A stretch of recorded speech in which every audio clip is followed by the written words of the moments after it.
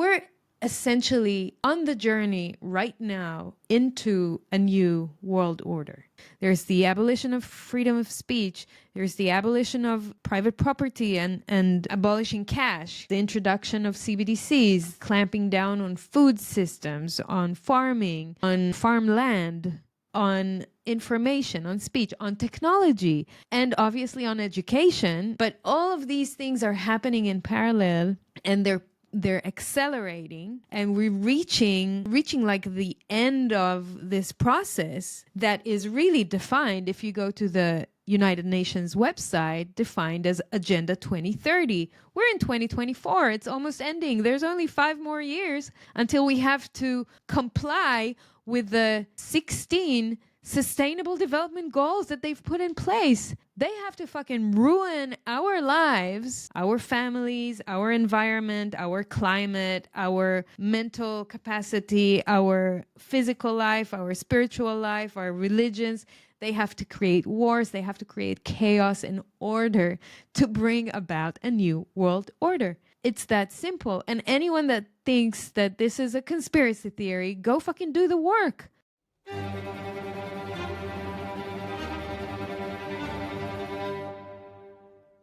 Greetings and salutations, my fellow plebs. My name is Walker, and this is the Bitcoin Podcast. The Bitcoin time chain is 863697, and the value of 1 Bitcoin is still 1 Bitcoin. Today's episode is Bitcoin Talk, where I talk with my guest about Bitcoin and whatever else comes up. And today, that guest is Efrat Fenigson. Efrat is an independent journalist, a Bitcoin and freedom maximalist, and the host of the You're the Voice podcast. This episode is quite unique because Efrat lives in Tel Aviv, and in the middle of our conversations, she started hearing the missile warning sirens and then started hearing missiles exploding around her. But she insisted that we keep the conversation going, and what a conversation it was. We went deep into a ton of topics today, ranging from the escalating conflict in the Middle East and war more generally, to mental and spiritual resilience, personal responsibility and sovereignty, censorship, the role of journalism in exposing truths, government psyops, free speech, globalist agendas, Bitcoin, Nostr, and how to find signal amidst the incessantly noisy world we live in. This was a really amazing conversation, and I know you're going to love it. Make sure to head to the show notes to find Efrat's links and give her a follow. Quickly, before we dive in, do me a favor and subscribe to the Bitcoin Podcast wherever you're listening or watching.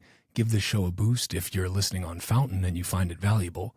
Check out bitcoinpodcast.net for episodes and additional resources. Head to the show notes for links to my kick-ass sponsor Bitbox, as well as discount codes for Bitbox and my other partners. And send an email to hello@bitcoinpodcast.net if you have feedback or if you're interested in sponsoring the Bitcoin Podcast. Without further ado, let's get into this Bitcoin talk with Efrat Fenigson.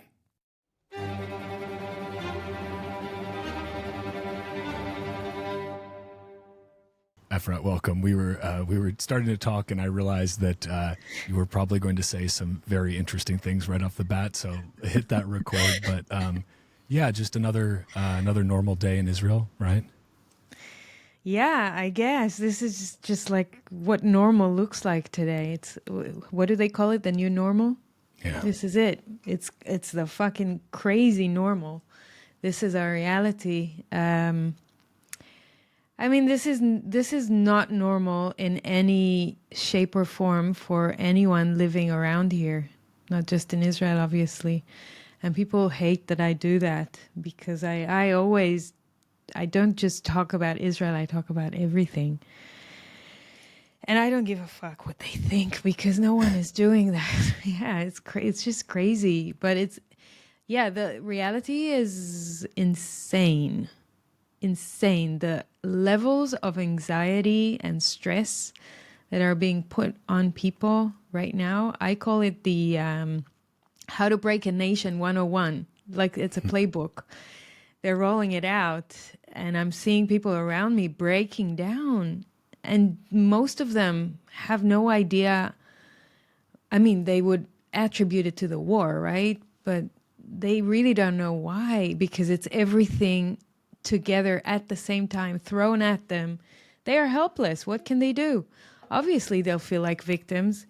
And we know that feeling like a victim is like the number one cause of more stress, more anxiety, more diseases. And then, it's easier for you to just die. So a lot of people die, not necessarily because of the war, but because of everything else around it. And it's like, they're actually doing that. Like, dude, they're actually like rolling out this mega playbook of how to break down society. I mean, I've watched, I don't know if you've watched that movie with the Shock Doctrine by Naomi Klein.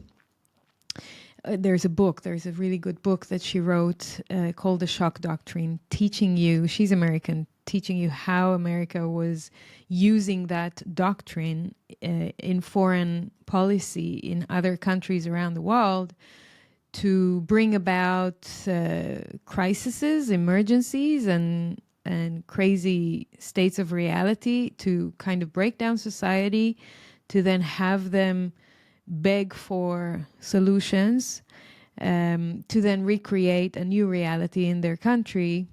Big Daddy came over to take over and take care of you, and here we have a new order for you. And the same, and she's showing like I really encourage people to go and see the movie. It's an intense movie, so just you got to be strong if you decide to go watch it. But if you do, you'll see how they did it in like South America, in Chile, in in so many countries around the world. And I'm kind of seeing the same playbook being played out again, but this time it's Israel, and it's a bit ridiculous because because Israel is always jokingly, but not jokingly, is said to be like the 61 state, 51 or 61? Sorry. 51, yeah. 51, sorry.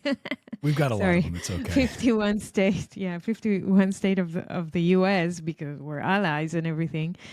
And I'm not saying that it's just the US doing that to Israel. Obviously, Israel plays a huge part in doing that to itself. What is Israel, right? There is no entity, Israel. It's just funny that we talk that way. It's the state, it's the deep state, it's everyone that's pulling the strings. But they're basically, regardless of who is steering, the people are breaking down once again, and they're bringing about like a new reality. Like I had a look at your questions before the call, and I was thinking about some things to tell you about. And so the recovery phase is what I'm now seeing that is about we're about to embark on that, even though we're still very much in the war, and the war is going to intensify. In my opinion, it's going to grow and prolong and everything. We're still already with one foot inside the recovery game. Meaning that you're seeing the prime minister inviting into Israel different types of heads of corporations to discuss with them what the new rebuilding of that area is going to look like, and what kind of government incentives and government policies are they going to put in place in order to fund this rebuilding of what they're currently destroying and continue to destroy in a war in the name of whom? Of who I don't know. There are a lot of people that want that war for sure in Israel because they're completely brainwashed. But we're seeing the recovery phase. It's going to happen in Gaza. It's going to happen in Lebanon. It's going to happen in Israel. They are going to go in it, just like in Ukraine, right? Today I saw this amazing piece about Ukraine. And we're like 1 year behind, I think, in terms of, the phases of the process. But in Ukraine, in the Irish Times, there was an article yesterday, cost of modular homes for Ukrainians doubled to 442,000 euros each. And they used to be 200,000 euros each, those modular homes. So you get all these conglomerates and corporations coming into, the BlackRocks and all the other ones, Elon Musk visited Israel, and he went with Prime Minister Netanyahu to like do a nice round of the area around Gaza to see all the devastation, so they can talk about the green island, that their green area that they're going to be building there. So you'll have like electric cars and solar panels, and and Musk is going to be involved in that for sure. So contracts are being negotiated. So we see the bigger picture. We see the fiat culture in play inside those wars, and it's all happening before our very eyes. But most people cannot just identify it because they don't know what that is. They don't understand the game, the bigger game that is being played. So I'm seeing both things. I'm seeing the war with people, tens of thousands of people being murdered and killed every day, soldiers being killed, young soldiers like 18, 19, 20 years old and older, going to reserves, coming back in a coffin. Everyone's sacrificing their lives. For whom? For what? For those idiots to then go off and do those tours of duty in those areas to show, oh yeah, this is carnage, that there was a massacre here and people died here, and now we need to rebuild this, and can I offer you this future contract, and this is the amount of money that the government is going to be putting on rebuilding this devastation that we are putting in. So it's not clown world, it's psycho world. You know what I mean? They're killing, they're destroying. They're doing the psyop to make people beg for more money, more subsidies, more solutions. Then they're throwing that crap at them. But because the deficit is so big already, then they have to also tax the shit out of them. So they add all these taxes next year. And they raise the VAT. And now no one wants to come to Israel anyway, right? But now tourists, just so you know, tourists that want to come to Israel will have to pay VAT. God, it is just insane because if we wanted to scare everyone off, it's like... Well, one thing you said just about the Reconstruction, I think that's so important for people to understand, because war makes people and companies very, very rich, right? But right. Reconstruction makes them kings. Like that is what develops massive fortunes. There's a lot of money to be made in the war, but it's also worse PR, but if you're involved in the Reconstruction, great PR and way more money, and money flooding from every corner of the globe, because everybody wants that little piece of those sweet Reconstruction contracts. The same, like you said, the same in Ukraine, those deals are being negotiated, the same in Israel and Gaza. It's all the same. And ultimately, the bankers are happy on both sides of the war, during the conflict and after the conflict, because they're the ones moving the money around and taking their percents off the top. So the bankers always stay fat. But if you're involved also in weaponry and in, designing rockets or planes or anything to do with fueling the war, you're also doing very well right now. Stocks are good. The orders are coming. The Fed's printing more money, giving it to Israel, to Ukraine, to everyone. The machine just keeps on grinding. It's ridiculous. It is insane to think, because I think something you touched on earlier, just about the idea that people are forced to become accustomed to this new normal. Right? They are basically terrorized. They are made to feel helpless. They are made to feel unsafe. They are made to feel confused because there's so many different pieces of information and truth and disinformation and misinformation flying all around them at all times. How can they possibly? Our brains aren't meant to decipher this. We're still, relatively intelligent apes, but we have not the amount of that technology has leapfrogged in the past 100 years. Our brains have by no means evolved to deal with that deluge of information. We can't possibly. It's not just the brain, Walker, it's the soul as well. Yeah.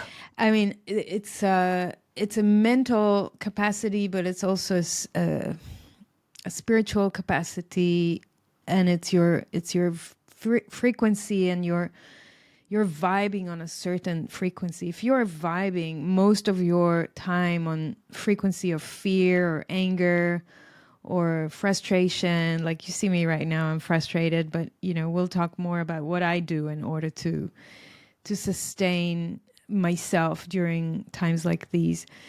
If you don't have that capacity, if you did not train your body and allowed for your soul to make the space for the heavy burden and for understanding things in a different way, like instead of being a victim, to actually see the reality for what it is, to accept it as much as it's hard, as much as it's heartbreaking, as much as it's you don't want to. You really try to reject that reality, but you have to accept it if you want to be sane and build something new.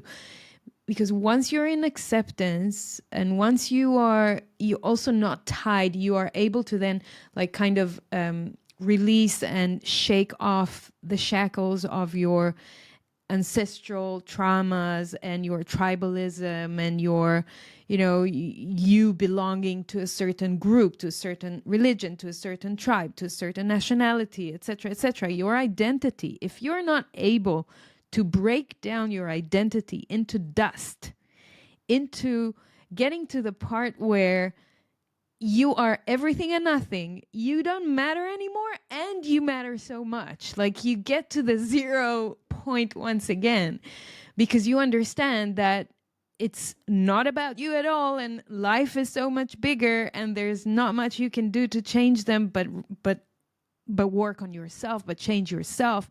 And once you get to that singular, I would say even like the source point, you then understand, and it normally goes through a lot of pain to get to that point, but if you're courageous enough to do it, you then start to understand how much you do matter and how much you can build a reality that is completely different. You can control and convey that, or manifest that kind of reality that it almost feels like uncomfortable to live in a pleasant, different, higher vibration reality, or higher frequency reality in such a crazy place. But what it always reminds me is like the example that I would get from sometimes from Gaza, sometimes from India. I've never been to Gaza, unfortunately. I've been very close to it, like on the border, but I know many people that have been, that they are describing how happy the kids are there, even though they live in like refugee camps and they're poor as.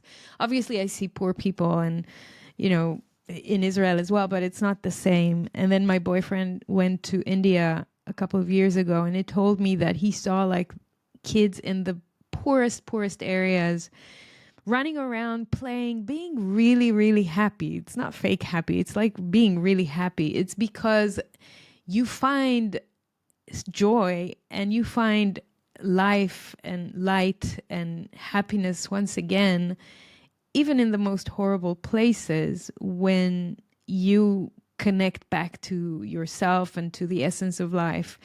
And so if you're able to go through that process during this time, I think that the only reasonable and natural, organic process or outcome that you would get to is that you have to now be in service of humanity, because you've completed so much of your shit. It's not about you anymore. I mean, I've got the mental and the spiritual capacity to now be there for other people. I know I'm privileged enough to be able to do what I want to do in life. I have Bitcoin to support me. I have a good family. I have good friends. I completed a lot of my traumas and my shit. I'm doing a lot of work for that I have the capacity, the space to now hold space and try to stabilize some energies in this God-ridden, horrible place that I live in, right? So I almost feels like that's like a natural conclusion you come to when you do work. And many people mistaken being awake to just knowing the hoax of COVID or the lies of fiat or, the climate scam. That's not being awake. Sorry. This is like, yeah, you know shit. You know information. That's great. You understand and you have discernment and this is good. But really being awake then involves you looking back into yourself and doing internal mental work and spiritual work even to bring yourself out of victimhood, out of anger into being creator and then being in service of humanity. That's what I think. So I don't even remember where we started. I was ranting. It's okay. It doesn't, it doesn't matter where we started or where we're going because it's about that journey, right? But speaking of journey, I'd love to kind of dive into a little bit. Just who I like to ask this question, and it's just who are you? How did you get here today? Like what was your journey that brought you here? That to be doing a lot of amazing things and giving people a voice, but also being your own voice in a literal war-torn country, but bringing so much light and positivity into the world. Who am I? I think I'm not from here. Sometimes I think I'm not from here. I think my soul is way more ancient than what my body is. I'm 44-year-old former marketeer, working for about 20 years in global marketing in tech companies, startup companies, having a really good, comfortable life with high-paying jobs and prestige and reputation and all the blah, blah. Being part of management of companies, running global operations of millions of dollars every year for different companies, helping them create revenue, make more fiat, get that hamster wheel rolling. I was like, yep, bringing more consumers to consume more stuff. But I was always like on the good side, making sure that I had this intuition that I have to be a good marketeer, not a bad one. And I think marketing is fantastic. You just have to like not abuse it. Anyway, I was born in Israel in 1980, and I lived here most of my life. When I was 18, I went to the army. I served in the IDF for about 2 years. It was mandatory service. When I finished, I went to Australia. I was studying computer science in Israel, and I had this exchange program opportunity. So I went to Melbourne and I graduated there for my computer science degree. I was a programmer. I was developing video games, making like Xbox, PlayStation, Nintendo games. SpongeBob SquarePants was one of them. I had an MX versus ATV dirt bike game. I was doing the audio for the dirt bikes. It was really fun. I was doing that for a few years, but then I understood that my level of enthusiasm when I write code is nothing like the level of enthusiasm of my blokes, my male colleagues. They were sitting there every day, like being like almost orgasmic pleasure from the code that they're writing. And I'm like looking at them, fucking dorks. Like, seriously, you're so happy about a line of code that you wrote and an algorithm that now cracked something in the game?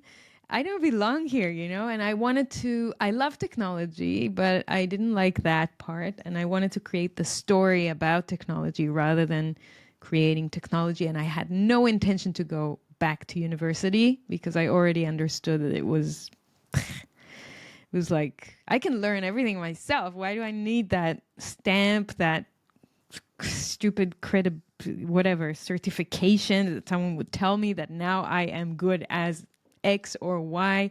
So I didn't go back to university, and instead I opened a business to learn everything I wanted to learn about business. And I had 2 shops for jewelry and accessories in Melbourne. And I loved it. And I then opened an e-commerce store in 2005 on eBay. It was going so well. And I started learning about e-commerce, and it was a lot of fun. And then I decided after 6 years in Australia, I already had my citizenship. I already met my boyfriend. I decided to go back to Israel. He came with me. We got married in Israel. We had a baby in Israel 1 year later, and we then got divorced, and he went back to Australia, and I stayed in Israel with a 1-year-old baby as a single mom. You know how hard that is.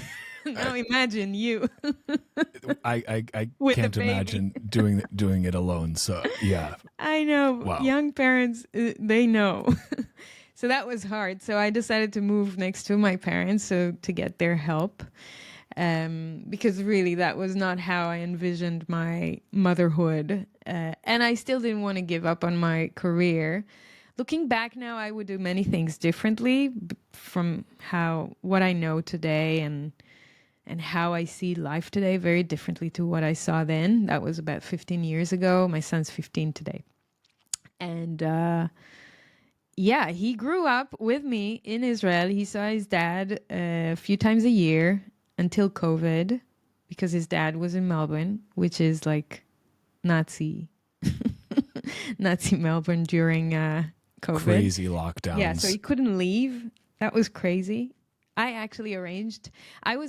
From 2000 July until about 2023, early 2023, I was like in the streets, activist, because COVID pissed me off and the government pissed me off, and I decided to start doing something about it rather than just complaining. Actually, I wasn't involved in politics at all until that moment. But when COVID happened and then all these restrictions and I said, fuck this. This is insane. The great thing about Bitcoin is no matter how insane the world gets, you can count on Bitcoin. But to make sure you can count on keeping your Bitcoin safe for the long haul, go to bitbox.swiss/Walker and use the promo code Walker for 5% off the fully open source, Bitcoin only Bitbox O2 hardware wallet. Then get your Bitcoin off the exchange and into your own self-custody. I really have enjoyed working with the Bitbox team. They build easy-to-use, secure, open-source solutions to keep your Bitcoin safe. And not only is the Bitcoin in your Bitbox safe from government confiscation, but Bitbox is one of the only 2 wallets to actually address the dark Skippy vulnerability, so you're in luck if you have a Bitbox. And if you don't, go to the show notes, grab the link and the discount code, and pick one up. One more thing that I really want to emphasize is that the Bitbox O2 is easy as hell to use. Whether you're brand new to Bitcoin and it's your very first time setting up a hardware wallet, or you are a well-seasoned psychopath, it is Bitcoin only. And again, it's fully open source. You can head to their GitHub and verify for yourself. There's no need to trust me or Bitbox. When you go to bitbox.swiss/Walker and use the promo code Walker, not only do you get 5% off the Bitbox O2 or anything else in their store, but you also help support this fucking podcast. So thank you. 2020, I was taken to the streets. I started protesting. I went every week. I became more and more involved, and it changed. It kind of metamorphosis because it was Benjamin Netanyahu, the prime minister, and then after about a year, he went out of office. This idiot replaced him. Oh, fuck, there's a siren. Okay, let's hope it's not my day to go. Okay. There's nowhere I'm going anyway. I don't have a shelter in my home. Anyway, so Benjamin Netanyahu, then the other guy replacing him, Naftali Bennett, we were hoping for a change with the new government that came in 2021. They were actually promising us no green path, that's like the mandates and everything.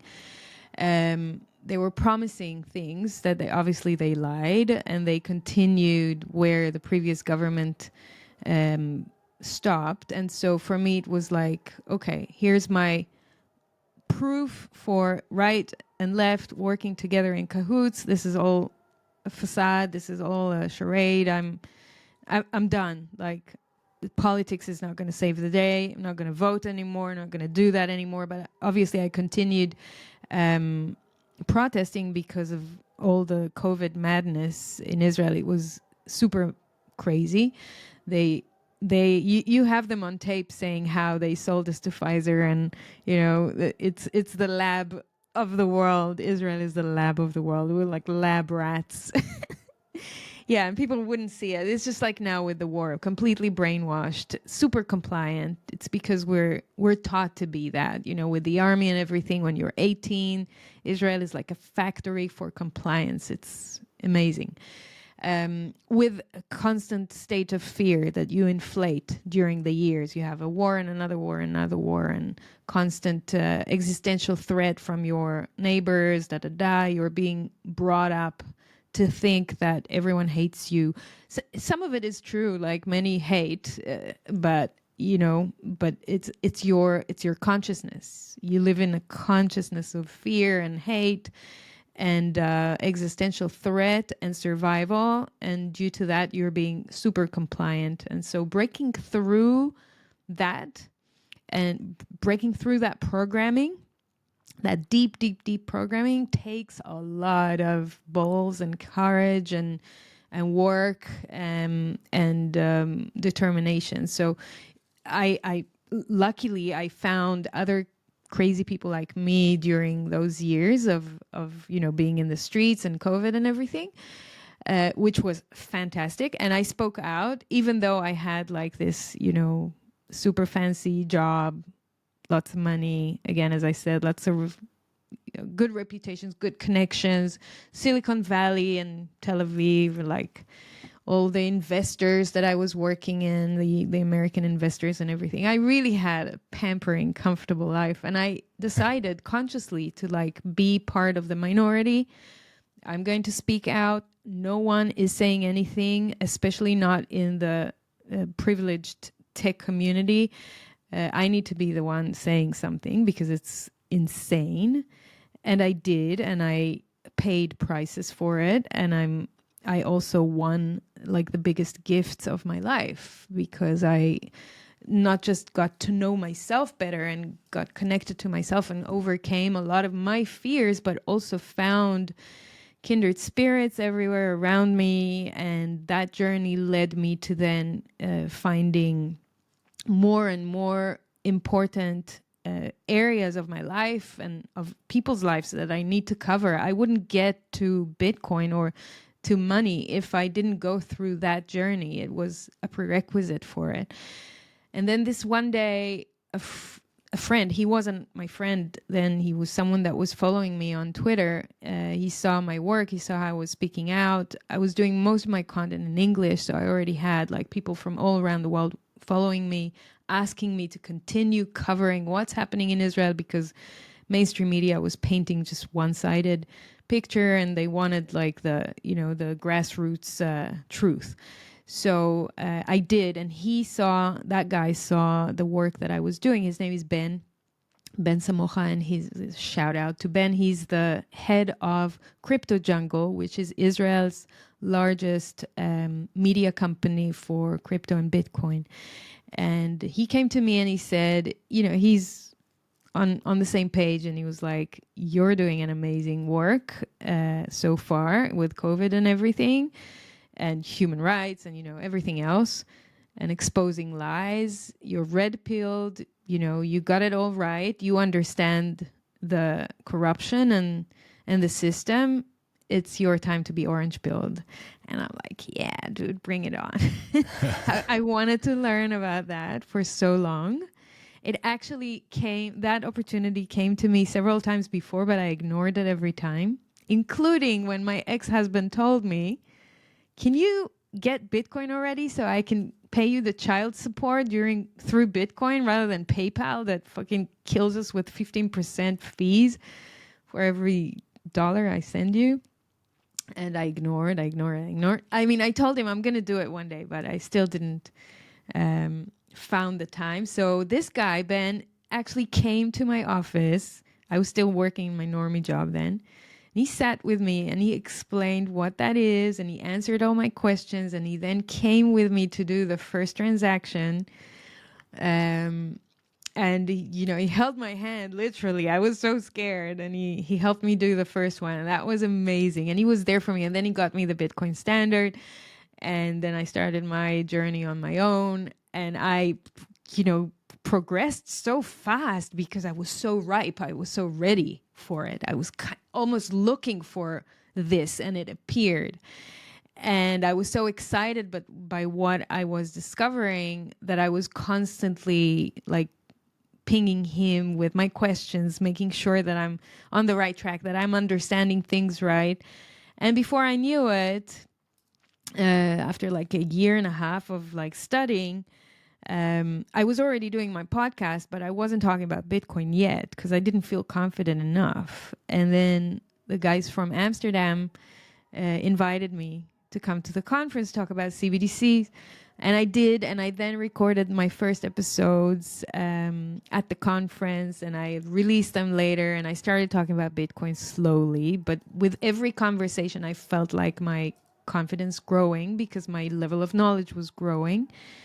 And the fact that I have a podcast is such a hack for quick learning. You know, you get to talk to all the smart people.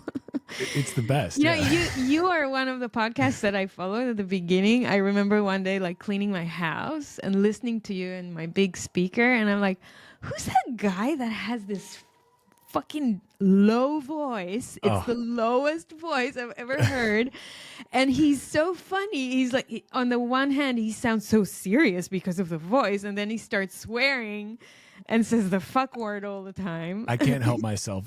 Fuck is such a good word. You know, it's so perfect for so many situations. It's not a child-friendly podcast, but you know, they're going to hear that word eventually too. So I'm honored. One of my favorite sentences with my boyfriend, we use it all the time, is that we don't give a fucking fuck about anything anymore. So fucking fuck is being said a lot in this house. But yeah, good. So I got to know your podcast quite early on as well. And and then I started inviting people to the podcast, and they just said yes, yes, yes, one after the other.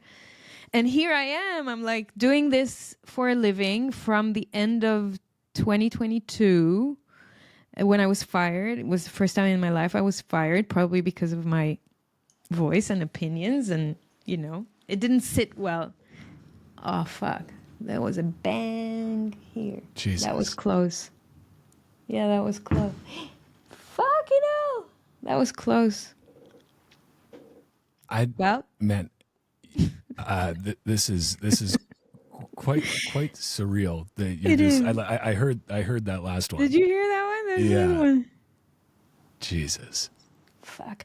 I just watched a video today on YouTube with a missiles expert that worked in Rafael. Do you know Rafael? Rafael is like the another one. I heard that one too. That's a big attack.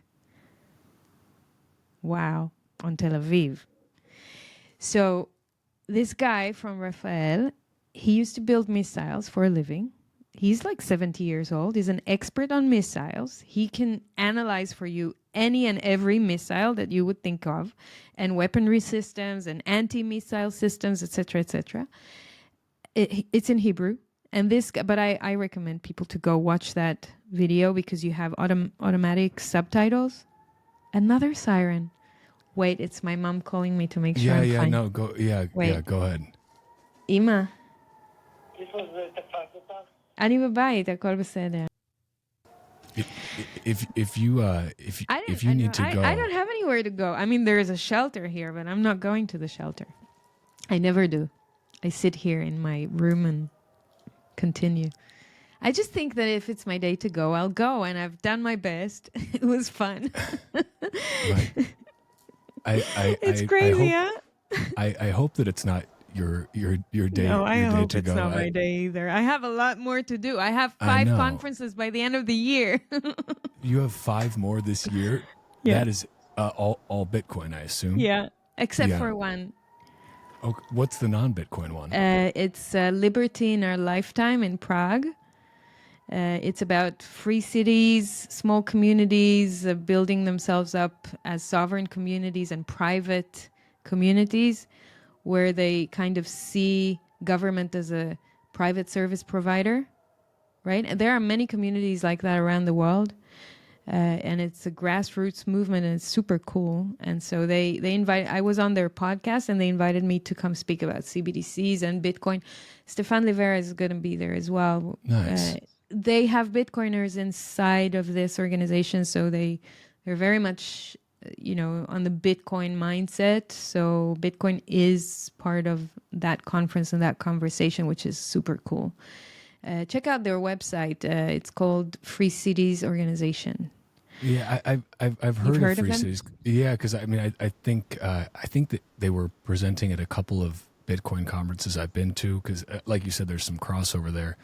I just want to take a moment to appreciate how incredible it is that you're sitting there with bombs literally exploding around you, and you're talking about Bitcoin. And it makes you wonder. It's like, we say Bitcoin fixes this about a lot of stuff. And I think there's an argument to be made for Bitcoin making war unaffordable or less affordable, because, fiat it's what bankrolls war, right? It's what makes it possible for wars to go on forever and ever. Wars never, there weren't world wars until we had central banks, right? Really big central banks. It's no coincidence that those coincided.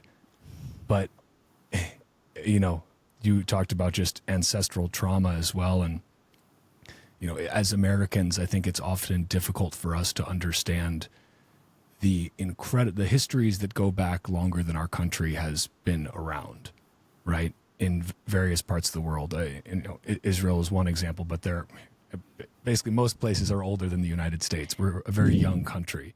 We're an old constitutional republic from that perspective. We've actually been around quite a while compared to others, but in terms of our country, it's young. And does Bitcoin fix this?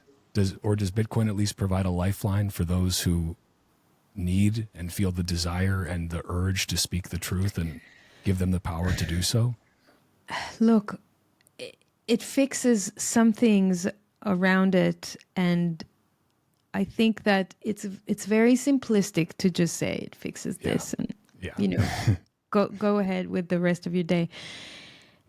There are some things that are so broken and so rigged and corrupt and rotten, not just in the system, but in humanity itself, in the human spirit. And so that's why I always go back to, you have to do work on yourself, because if we don't mitigate that corruption and that rottenness from our own lives, we will not be able to bring about change. And while Bitcoin will be a great supporting tool to go through that change, it does not change reality immediately. If you decide to embrace it as your enabler, as your tool, as even your philosophy of life, you will then find a very good friend, a very good ally to take with you on your journey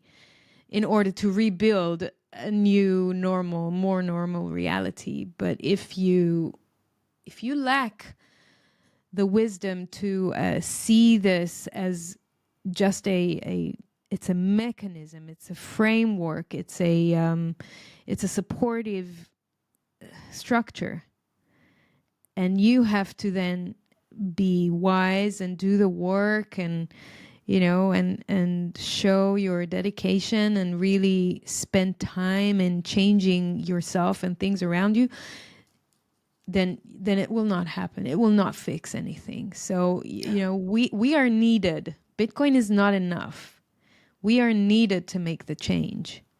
It's humanity's time to step up and take the responsibility, first as individuals, and then as collectives, to bring about change, because humanity is in a dire situation. And speaking of our origins and our history, you're very right. And I would recommend people to go watch, just for a reference, just to get some perspective, to go watch the Netflix series Ancient Apocalypse with, what's his name? Graham Hancock. Yeah. Right? He's awesome. It's good. And you're seeing like 12,000 years ago, how people lived and what kind of ancient wisdom they had and how they knew how to harness the powers of astrology and astronomy and work with nature in order to build technologies that we believe today that we are smartest and more advanced than any previous phase of humanity. But we are just sick with hubris.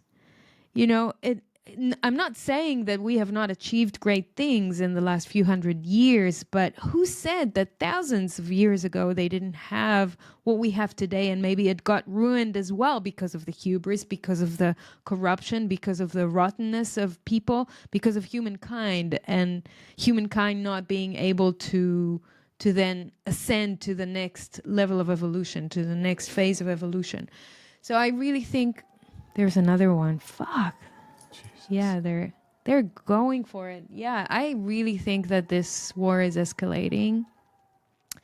It's shit. So yeah, I really think we need to put ourselves and our history in perspective and understand that we need to be humble about the opportunities we get in terms of technology that is being shown to us, in terms of inventions, innovation, in terms of mental and spiritual work, in terms of physics, understanding. Everyone knows already that classic physics has its limitations, and space and time only define that much of reality that we already know. There is such thing called consciousness and spirit, and physics doesn't help work with that. And then you have quantum physics that already gives you a new set of tools and languages, and so you understand that there's a lot more than what we've been taught. There's a lot more than can be captured with our five senses. There's a lot more to this reality and to this life than what we know. And we have to come to that vast play field of knowledge that is untapped with amazing levels of humbleness in order to, step into a new reality and build something new. Nuclear, in my opinion, was introduced to humanity too early, if you ask me. Humanity was not ready for it. We turned it into weapons. That's the first use case we gave to that amazing technology. And nuclear technology is insane. It can liberate people and, Earth from so many of the diseases we have today, if we only harnessed it in the right way, in a different way. So I really think that we ought to stop and take a look at ourselves, at life, at the different areas of life that we are researching, and come to all of that with a lot of humbleness. I think a good advice is to kill your ego if you can, and you can build it again. But this is why I love the name Ego Death Capital, the Jeff Booth and Alden and Preston Fish's fund, because it's perfect. It's a great reminder, right? That's right. And I like to think Bitcoin fixes a lot, but it doesn't fix you. You have to do that. Yeah. Bitcoin's not going to do it for you. Buying Bitcoin doesn't all of a sudden make you a better, more enlightened person.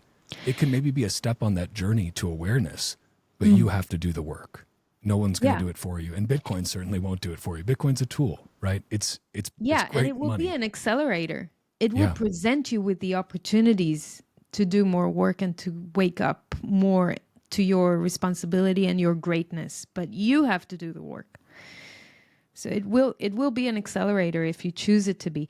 I have to look back to the one thing we mentioned before, that video of the missile expert, which I can give you the link if you want. He's an Israeli guy, and he's talking about the fact that a lot of what you're seeing in Israel as, how do you call it? Countercepting? That's how you say it? Intercepting? Intercepting. The Intercepting Iron Dome, missiles. The Iron Dome is a fake, and it's not working, and it's... and he brings all the receipts for it. He's a missile expert. Yeah, and it's mostly done as a PR as a psyop, to kind of make the people believe that they're safe or that we have a weaponry system that is protecting us, but really we are defenseless and we don't really have what we need in order to protect the people. I'm sorry that I know that it sounds horrible that I'm saying this sitting here in Israel with missiles over my head. I just know.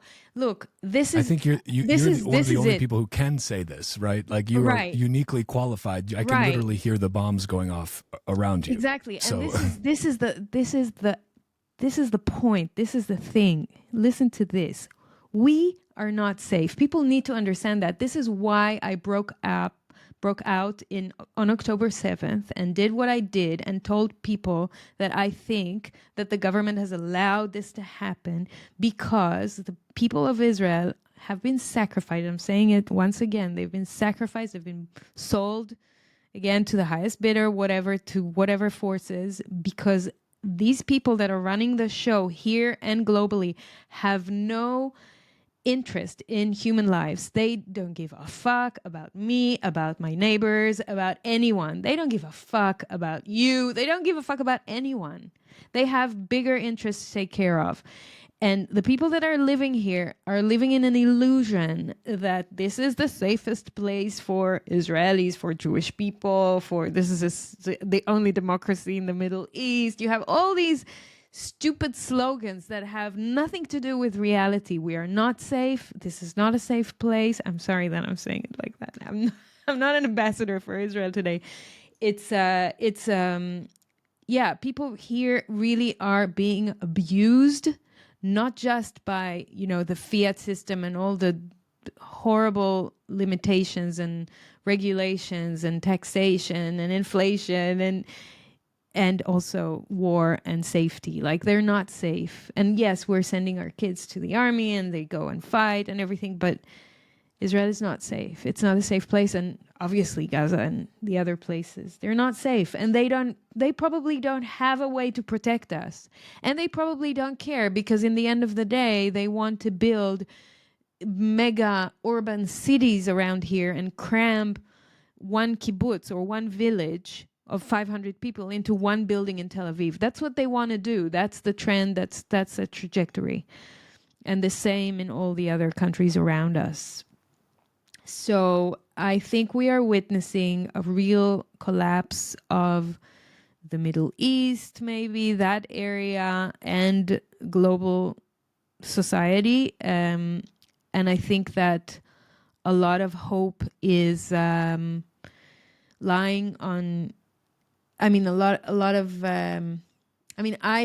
draw hope from the US because I feel like it's kind of the last place that still has a standing constitution and people that have a Second Amendment that could really resist.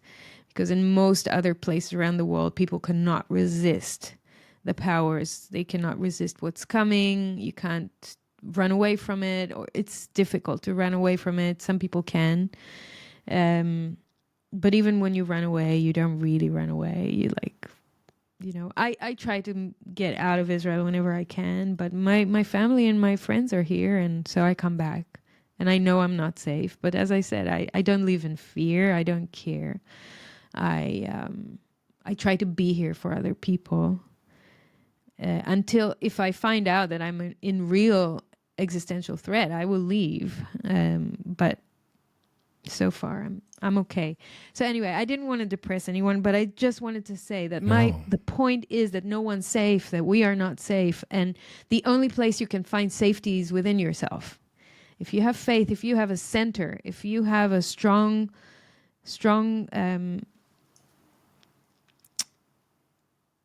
base and strong mental capacity and spiritual capacity, you'll get through everything. Yeah.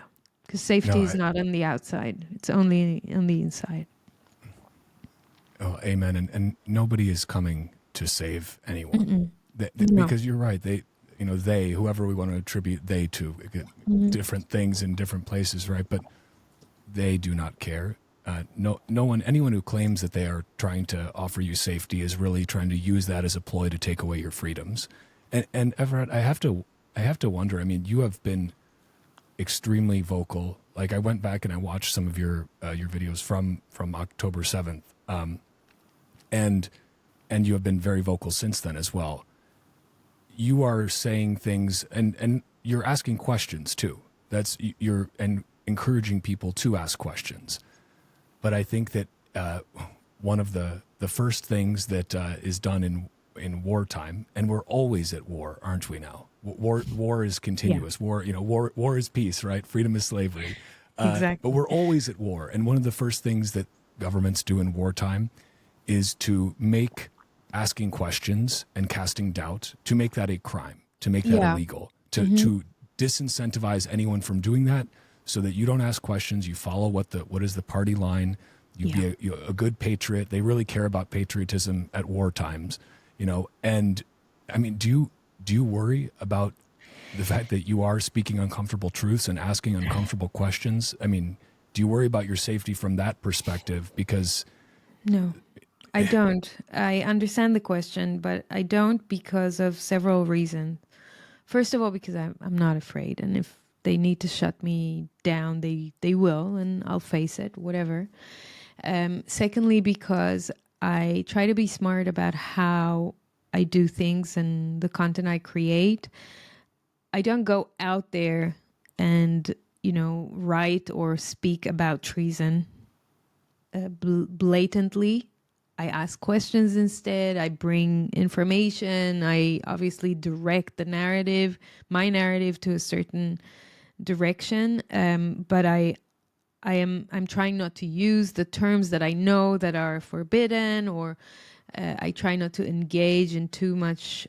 I actually try not to engage too much in war content. I don't. And actually that pisses people off a lot overseas. Every time I put out content out there, they're like, why aren't you talking about Gaza? Why aren't you talking about the genocide? Why aren't you talking about this?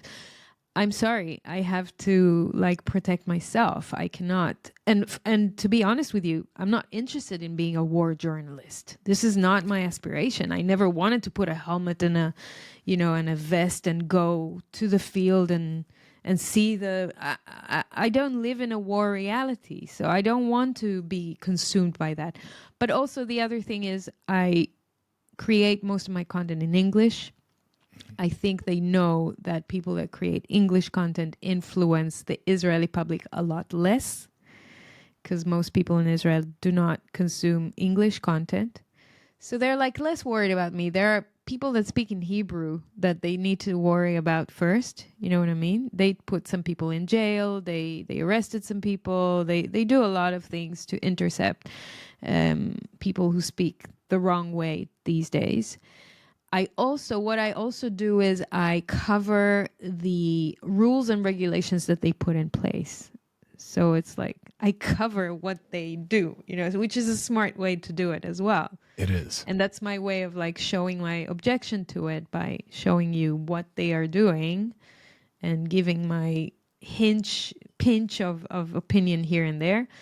So, and the other thing is, I think I'm kind of, I don't know, maybe I'm just protected. I had a lot of hate coming from, I'd say, Israeli agents here and there. When I started speaking out, I got a full-on shaming campaign against me. Yeah, from Israeli people that tried to shut me off and say that. And ridiculously, these people were part of the COVID resistance.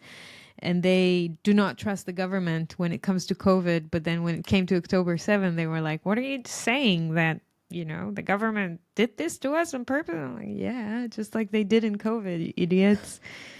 And so they did a full-on campaign involving some doctors and researchers that are Jewish from other countries to come and join them and speak. When I gave the interview to Brett Weinstein on the Dark Horse podcast, after that, for 2 weeks or 3 weeks, there was a synchronized campaign against me on Twitter with posts every day with saying she's not even a journalist, she's a marketeer, she doesn't know what she's talking about, she's lying about what she did in the army, which I'm not. I have the receipts, I know what I did in the army. It was just confidential, so I'm not allowed to say everything I did in the army, but I did reveal some of the things I know, which are not confidential. So anyway, there was a big shaming campaign against me, and it was very hard to face that, but I didn't. I mean, it broke me. It was hard, but I'm like the phoenix. I came back stronger. And I kept on going because that's exactly what they want. They want us to fucking shut up.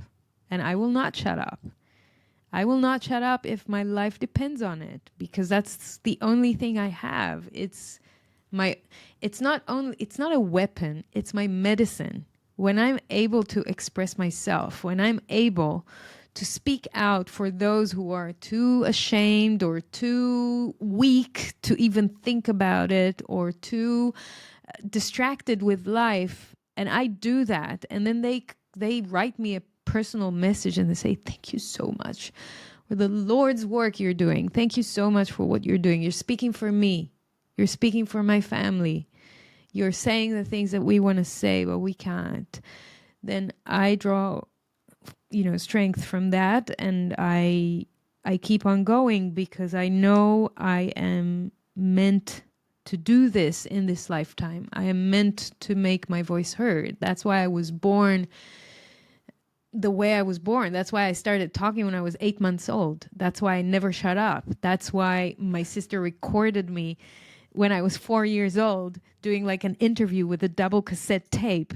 That's why I always had to perform. That's why I went to ballet classes and always needed a stage. That's why I would put everyone in my home sitting in front of me on the couches in the living room saying, now there's a performance. You sit down, you're my audience, and I'm going to perform. Because I need to speak out. That's my gift, and that's my purpose and my mission in life. So I'm doing it. I'm living my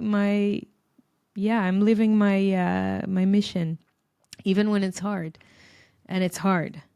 And I had to give up a lot of my biggest fear is what people would think about me. And I had to give up a lot of convenient things in my life. Yeah. My son left. My son went to live with his father. He's now, I didn't say that. He's now back in Melbourne with, he's not back. He went to live with his dad when the war started.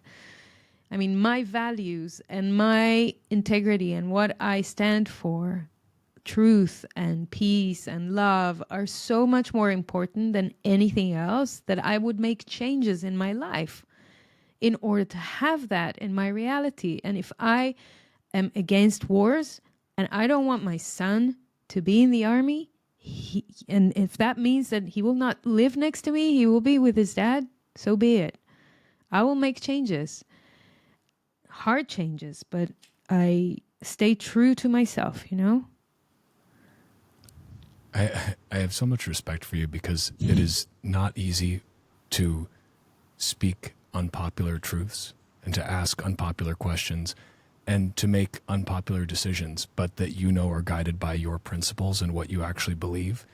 It's really easy to compromise yourself, whether it's censoring what you say, whether it's changing what you do. It's very easy, and because we see people do it all the time, and we're all guilty of it, right? But the goal is to try and do that as little as you can, to try and focus on the big things that matter, that you can control, and to have some conviction there. But conviction is a rare commodity these days. True. It's very rare. True. And maybe there is some divine, guidance there for me, because I do not know how to explain when I applied for a journalist card, a certification. I never went to journalism school, right? Just like I never went to marketing school. I just did my computer science degree, but I keep learning things myself. And I decided that I'm going to be a journalist. And so I started writing and I became a journalist. And last year I applied for this journalist card just for fun. It's not that if they wouldn't give it to me, I would not be a journalist. I would still call myself a journalist. Fuck them, right? I don't need anyone's approval or permission to do what I want to do. But I said, I'm going to apply. Let's see. And I sent them, the form, the application, and I filled it up. And one of the questions was, what are some things that you've written? Show us. And where do you write? So I wrote to them where I write, like the name of the newspaper and my blog and my podcast and some overseas magazines. And I gave them a list of my articles. And, my articles are not easy to read. They're not fun. And they're dissident. They're like, I criticize all the time the institutions, the government, the establishment. And they came back to me and they're like, here you go. Here's your card. You get I'm your card. Damn, that worked. Okay. So I guess there's some like divine justice somewhere. And maybe there's a good person out there that still cares about the freedom of journalism and the freedom of speech that would look at my stuff and go, yeah, she's naughty, but whatever, let's give her the card. So now I have like a journalist. You're an official card carrying journalist. I love you it. all shamers. I'm a journalist. No, I think that there, around the world we are seeing a concerted effort to, let's say, crack down on the freedom of speech in various ways. And I agree with you about America being like, as an American, I love my country. I don't love my government. I love my country. Mm-hmm. I love the ideas upon which it was founded. I love the fact that we have a constitution, which is the bedrock of everything we do. There's a reason the First Amendment guaranteeing your freedom of speech is first. There's a reason the Second Amendment comes right after that, because you need a way to protect that freedom of speech when the government decides to overreach and encroach on your rights. Mm. But even in America, you start to see I don't know if you saw like the clip of John Kerry recently, or like the saying basically the First Amendment is getting in our way, essentially. And it's like, motherfucker, that's the whole point. The whole point is that it gets in the way of shitbag career politicians like you who want to strip away the rights of people to speak the truth. Because that's the thing. The first step toward totalitarianism, and people are totalitarianism, that sounds a little too far. No. Like, open your fucking eyes. The very first thing that totalitarians do is take away your right to speak freely. Because if you can speak freely, you can ask the questions, you can encourage people to think for themselves, you can question the narrative. And if you can ask those questions, if you can sow doubt, and reasonable doubt for good reasons, you are incredibly dangerous, because totalitarianism requires control of information. It requires control of messaging. If they do not have that, they will not be successful. And that's why, when they implement communism in countries, which is totalitarianism, the first thing they do is they go around to various towns. I was hearing a story from some of my Romanian friends who they're older friends, and they literally escaped communism in Romania.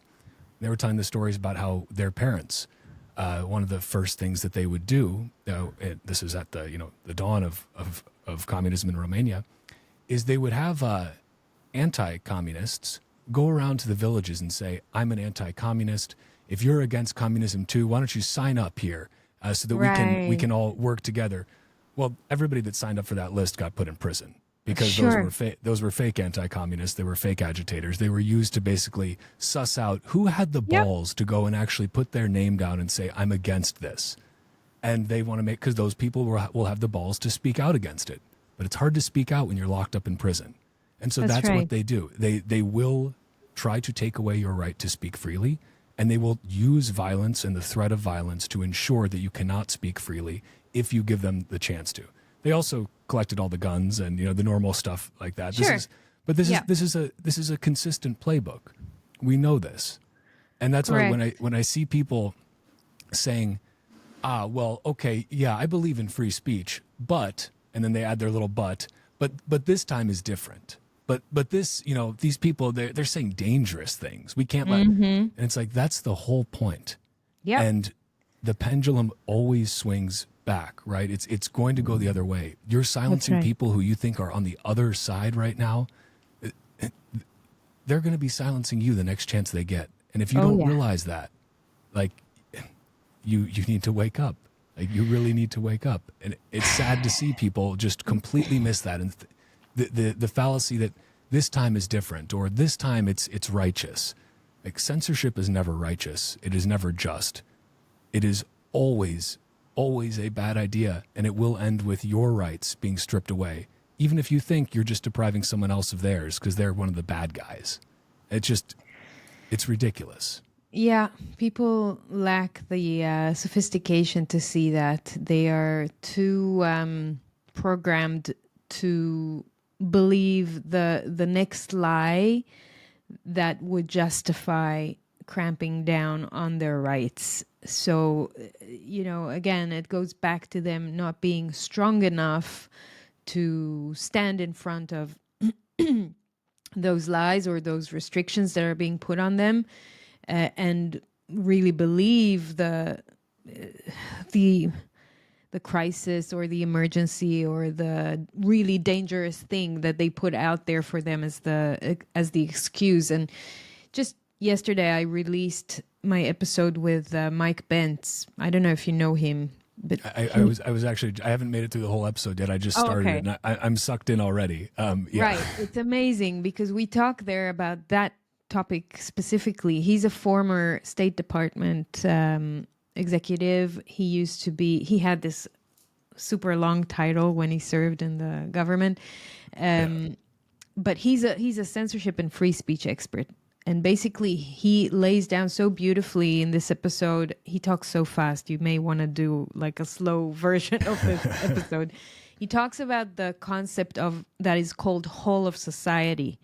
And he defines whole of society as a framework that that American institutions have put in place in order to counter misinformation. So they took a very fancy term called whole of society. It sounds very inclusive. It sounds very nice, right?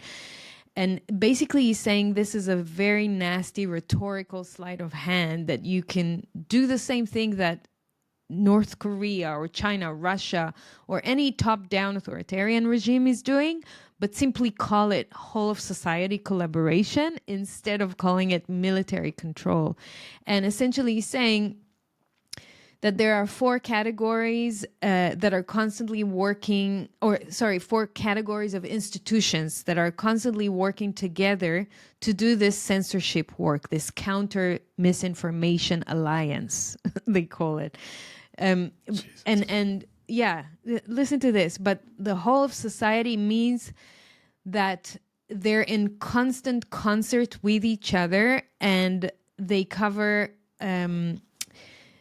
government institutions, private sector institutions, civil society institutions, and media institutions. So four verticals of institutions all working with each other to counter misinformation. And this is their framework, the whole of society framework. It's their way of thinking about it. And they're countering that misinformation by censoring it, by doing one of three things: removing, reducing, or informing. And, you see that policy being implemented in big tech companies, right? All the social media platforms are now implementing that. But the collaboration is only happening between those four vectors because of a carrots and sticks system that is in place. They are paying, the government that is working in tandem with the public sector, with the media, with the private sector, is basically paying them or threatening them.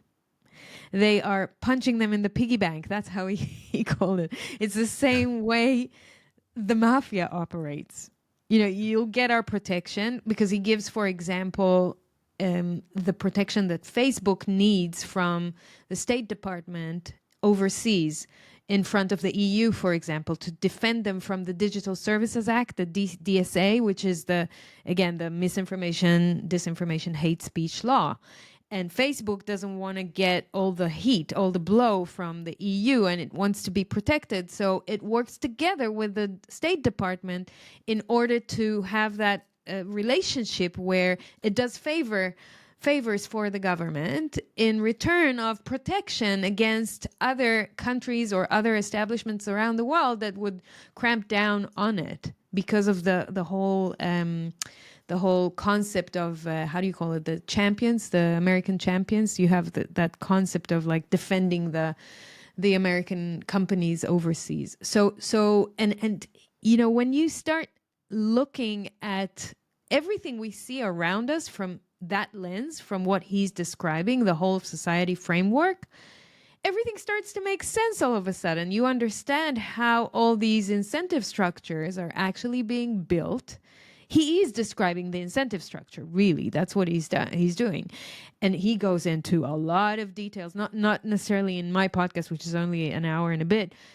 If you follow Mike Pence, the guy is crazy how detailed he is and the examples, and he breaks down everything, everything that's happening in Telegram, Brazil, you name it, geopolitical things, whatever. And the other thing he's talking about is the change of definition of democracy. He says that everything I'm talking about, the whole of society framework, really upended the entire concept of democracy in the West, because they call the votes of individuals what you and I used to refer to as the will of the people. It's by the people, for the people, a threat to democracy, because they've redefined it to be about institutions. So democracy now is about defending democratic institutions. It's not about defending your vote. It's not about defending you. It's about defending democratic institutions. And it reminds me of COVID, of how you change a definition, a term or a definition, and then you can really change the whole narrative or the ideology, the philosophy around it. So this is a bit similar, because they say the will of the people can go rogue in a democracy because of demagogues. They can rile people up, right? They can get people to revolt. And really, the measure of democracy is not what people vote for. It's about this safeguarding by democratic institutions, such as the media, such as certain government agencies, such as financial institutions. And he gives examples, like he was talking about the New York Times, someone speaking against the New York Times revealing COVID information, for example, is considered to be a cyber attack against the democracy of the United States. And that's why they operated those censorship laws, or censorship acts against Facebook and YouTube and all of them, and they could blackmail them into doing that, because the whole thing is thwarted, the whole thing is convoluted now. So democracy is fucked up and information is fucked up, right? So you have counter misinformation rules popping up like mushrooms all around the world, in one country after the other, lockstep, just like COVID. And you have the definition of democracy being changed to being from respecting the will of the people to respecting democratic institutions and safeguarding them. And so you look at those two distinctions from those lenses, and you ask yourself, why am I surprised that we live in a clown world? If everything is upside down and it comes from those institutions that are supposed to put governance in place, that are supposed to protect us, that are supposed to put order in place, they are mishmashing the order in order to create chaos, in order to bring about a new world order, right? So we're essentially on the journey right now into a new world order. And this is a roadblock. This is part of it. You're correctly referencing, abolishing the freedom of speech. But then at the same time, if you zoom out and you look at it from a zoomed out vertical perspective, you see all the silos that are playing in this crazy world we're in. There's the abolition of freedom of speech.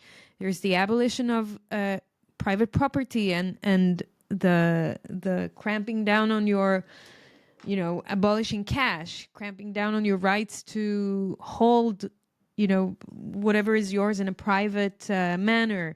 There's the introduction of CBDCs. Then there's the clamping down on food systems, on farming, on farmland, right?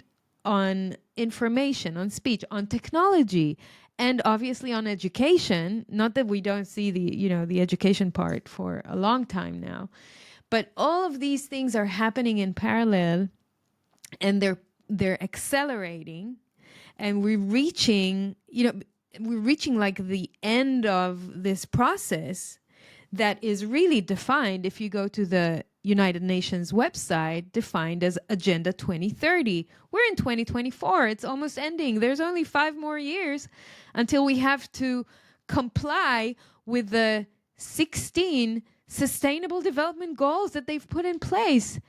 They have to fucking ruin our lives, our families, our environment, our climate, our mental capacity, our physical life, our spiritual life, our religions.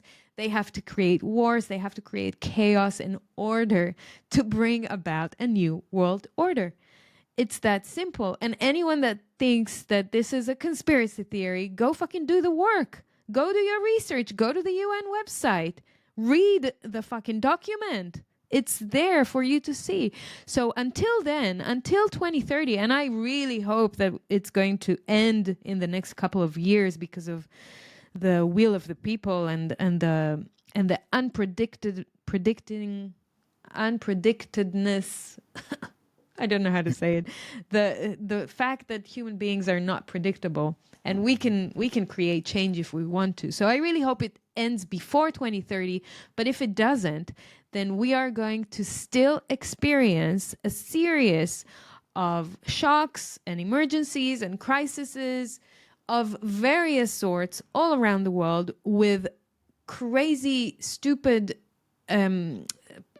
public support or lack of public support or government support for those crises. And the management of those crises is going to be crazy. It's going to be bad. It's going to be mismanaged. You're seeing the hurricanes now. Like, government did not come, right? Once again, Maui, where were they? Why did they block that? It's like time and time again. You have to just look at the patterns that are repeating. And you also want to ask yourself whether all these environmental catastrophes that we're seeing are all natural, or some of them are maybe helped by some geoengineering that they're so happily communicating about in mainstream media in the last few months. So things are changing, and things are in a very chaotic state, and they're going to continue being chaotic for a little while longer. And people really have to take care of themselves and their families and their communities until the wave is over. It's like a flood, but it's not, It's insane how many different things, like yesterday's conspiracy theory is tomorrow's just established fact. And no, we never called you a conspiracy theorist. You look at, COVID is ripe with so many different examples of that. You could be deplatformed for saying, like, hey, I don't think the vaccines are safe or effective in any way, and they don't stop, transmission, and people still get sick, and they don't really seem to work. And you need to they're going to ask you to get boosters forever. And it's like, nope, that's a conspiracy theory. They're safe and effective. People who get the vaccine don't transmit the virus. They won't get sick. Quoting Rochelle Walensky, CDC director, directly there, verbatim. But then it's like a little while later, they're like, well, we never said that you wouldn't get the virus or you wouldn't transmit it. No, and it's like, oh, okay, so that conspiracy theory was true. Geoengineering is another example where it's like, all these crackpots saying that, governments and corporations are trying to do cloud seeding and control the weather. That's Looney Tune stuff. And then a little while later, they're like, yeah, we're very proud with our cloud seeding technology. It's really come a long way. And you're like, oh, hold on. That was disinformation like a little while ago. And this happens again and again and again. It's like, yes. and it's so absurd because if you're not paying attention, or if you're so inundated with other information that you can't even pay attention to it, you might miss this. And so you only see what happens afterwards, the acknowledgement that, this is there and here's why it's a good thing, actually. Mm-hmm. But if you've been paying attention, you know that all these things that are happening now that they're just acting as though, yes, that this very matter of fact, yeah, we do this, yes, of course. It's like they were calling people conspiracy theorists for even suggesting those sorts of things a very short time ago. But again, if you're not paying attention, if you haven't been aware, you don't see that progression. And I think a lot of times it's only through seeing that progression of how the narrative shifts, how the propaganda metamorphosizes. That's the only way that you really realize, oh fuck, like they are just, this is all very purposeful. Like they are very much doing this on purpose. They want to quell dissent, to suppress speech, to suppress people asking questions until they're able to get stuff to work well enough where they can come out and say, oh no, it's okay. Yeah, we do this and it's actually very good for you. You know, actually, it's great. And here's a New York Times op-ed about why it's so good for you. Thank you, New York Times, our dutiful lemmings of totalitarianism. Like it's just insane. It's insane. And that's why this whole, the whole misinformation, disinformation, hate speech, that's why it is such an effective, for the state, such an effective guise for suppressing speech. Because they can say, well, that's disinformation, that's hate speech. It's arbitrary, right? And basically, it's if something's inconvenient, it gets one of these labels, you know, as in, you know, bad information somehow, very bad, very dangerous. But it doesn't matter if later they say, oh yeah, this is the truth. Oh yeah, maybe they're, you know, this virus didn't just spring out of a wet market from a bat that flew 2,000 kilometers away from southern China. Maybe there was some, maybe there's a chance it came out of a lab there that was funded by the NIH. It's like, but the damage is already done because you've already suppressed the people who were voicing dissent earlier. And you've already set the precedent that when information is inconvenient for the state, for the powers that be, you can just push it down, get rid of that inconvenient information. And sadly, you will have hordes of people who will happily cheer that along because they think that, you know, daddy government is protecting them from this dangerous misinformation. Yeah. And I wonder, somebody asked a question on Nostr for you, and it was, how do you personally like wade through all like this deluge of information? How do you find the signal through the noise? How do you figure out what to pay attention to when there are so many things, you know, banging the drum, asking for your attention? How do you determine the psyop from the signal from the noise? How do you approach that? First of all, I think since I'm a content consumption machine already in the last 4 years, I think I've consumed more content than I've consumed in all my life. I became very discerning with the sources that I follow, and I kind of identified, you know, my subject matter experts in every topic. That I have my go-to people. For climate, I have Tom Nelson. I have, you know, for health, I have a few doctors that, you know, I follow. For politics, I have a few.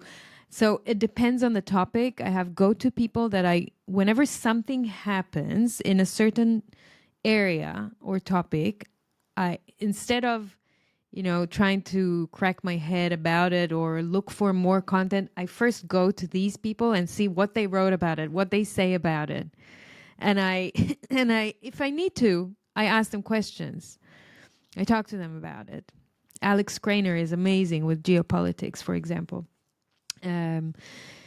So there are certain people that I already see as my experts with my discernment. And the other thing is, because I've been covering the topics of health and climate and geoengineering and, you know, CBDC, of course, for so long, sometimes 15-minute cities as well, which is to do with climate. I've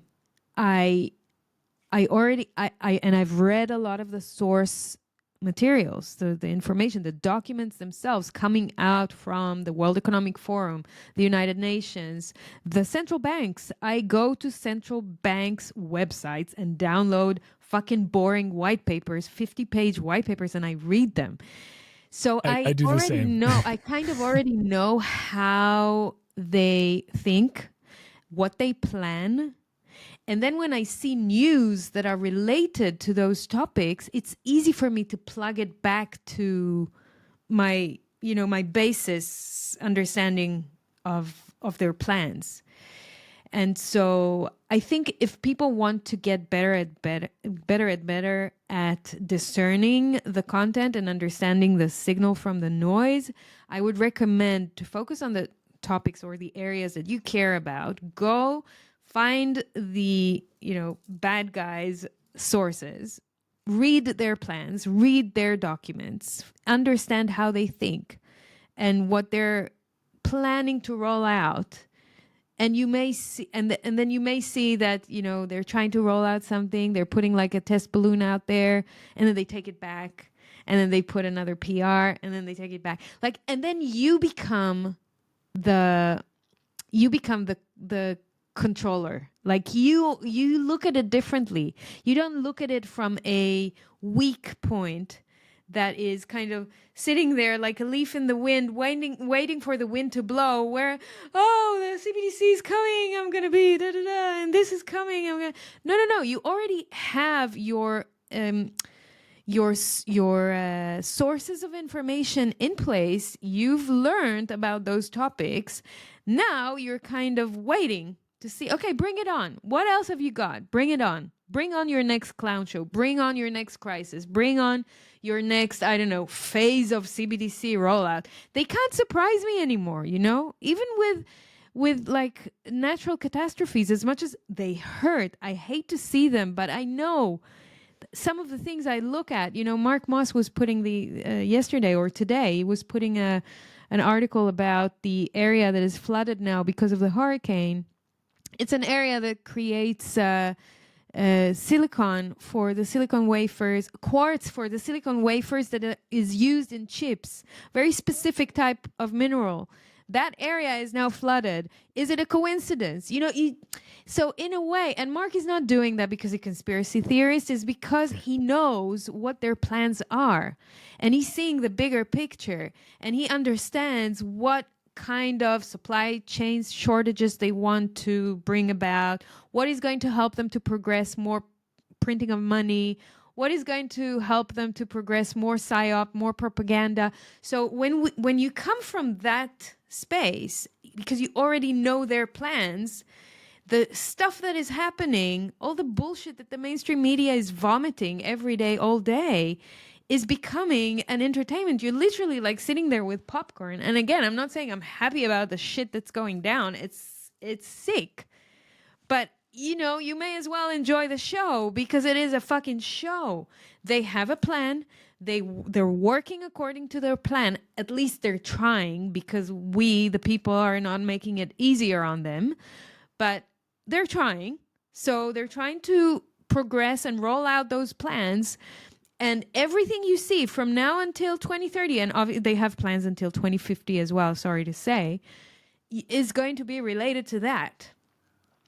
And then when I see acts of resistance, and I'm not talking about, demonstrations or protests. I mean, they're fine. It's good to have them every once in a while. But I'm talking about real acts of like non-compliance, like Bitcoin, or like, people creating small, independent, private communities and starting to do circular economies, or, acts of resistance, like you do a petition that by doing that kind of petition, you are able to then pass a law. There are various things that people are doing around the world, which I encourage. I think taking any action is great. You don't want to spend too much time in politics, but, do the little bit that you can to try and make a difference. You know better than me what works in your community. But when I see those acts, I know to like take that, and obviously sometimes I'm wrong, and then I will apologize or take it down. But if I'm not wrong, and normally I'm not, I will take that and use that as an example to show my audience, here's how you do it. Here's how you fight back. Here's how you, turn your attention to something useful and resist by not playing that game anymore. So I hope I answered the question. No, I think that's excellent advice, and I think people would do well to heed that advice and to really go and look at source material, because otherwise you are always relying on a game of telephone, a third-party account, whether that be from someone on social media, whether that be from mainstream news. You're relying on someone else to do the work for you. Exactly. And that's fine for some things, because we need some of those people, like you said, certain experts that you have come to trust. That's a good thing, because we can't possibly filter all the information. You need information filters, and so a certain amount of trust is good. But you should make sure that you can trust those sources, that they are going through the source material. And for certain things, it's very much in your best interest to go and look at the source material yourself, to do your own research. Like that, that's not a far right talking point to say do your own research. That's what you should do, right? It's called using your fucking 100%. brain. Like, sure. Look, there are people, independent journalists that I follow all around the world on various topics. Abu Bakr in Nigeria, he's doing amazing work. There's a girl called Rebecca Barnett in Perth in Australia. She covers health in Australia. Aya Velasquez in Germany. Like, all these people showed up since 2020, 2021. They cover their own vectors in their own jurisdictions, and they are doing phenomenal work because they're doing what I'm doing. They're taking the source materials, they're analyzing it, putting it out there for their readers. They will give you the sources. James Corbett, he is one of the best. The Corbett Report, I don't know if you know that, but the Corbett Report is a wealth of knowledge. And all of these people either have their own websites or they have their own Substacks. Some of them have Twitter as well, but when you have direct, like Bitcoin, you have direct communication with the journalist, and it's not through this mainstream media publication or this TV channel or whatever. You can engage with them, you can ask them questions, you can comment, you can check, because they put the links so you can go and check what they're saying. You become a smarter consumer of information, and you use your discernment. One of the most helpful tools for the next few years is going to be developing our discernment abilities. And you got to work in order to do that. And you need a place to be able to receive that information and discern that information, free from the potential for deplatforming for yourself or for those people that you're following. And this is the thing, you mentioned having your own website, great. Substack, good, maybe not as great as your own website, but even your websites can be taken down easily. This is why, and something I wanted to bring up with you as well is Nostr. We have Bitcoin, we have a free and open source protocol for money, but we need that free and open source communication protocol. Yes. And I think I may have actually found you on Nostr and started interacting before I found you on Twitter. I'm trying to remember what the order of operations was. No, I don't think so. It's possible not, but you started becoming extremely active on Nostr. I know we've got a lot of folks on Nostr who listen to this show, but there may be a lot of people who still don't. I try to bring up Nostr as much as possible because I think, like Bitcoin, it is one of these tools in your toolkit that is going to be incredibly valuable and necessary in the years to come. A lot of people don't get to something, though. They don't adopt Bitcoin or they don't adopt Nostr until they're forced to, right? They need pain. But you can do it before. Like, you just have to make a choice. Oh yeah, 100%. I really struggled with Nostr at the beginning. I was there for a few months, but I couldn't figure it out. And I'm like, damn, this thing, I'm never going to get it to work. I'm not going to crack the algorithm. I'm not going to get those followers. And at one point, I just decided I'm just going to be putting content there. I don't give a fuck about the followers. We'll see what happens. And it started working. So that's good. But it's not easy for content creators to be on Nostr yet. It needs to still develop and mature. And we're early, right? We're early, and I give Nostr the benefit of the doubt. I understand that. I think it's an amazing protocol, because the fact that you can now build as many clients as you want on top of this protocol helps us become, again, more decentralized and more secure as a community, as a collective.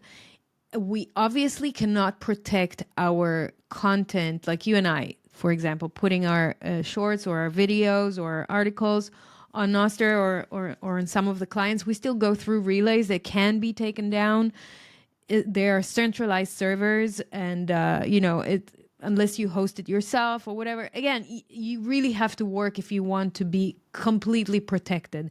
So it has its weak points, but it's still way, way, way, way, way better than anything else that is out there right now. And that's why I'm eager to continue building my social graph.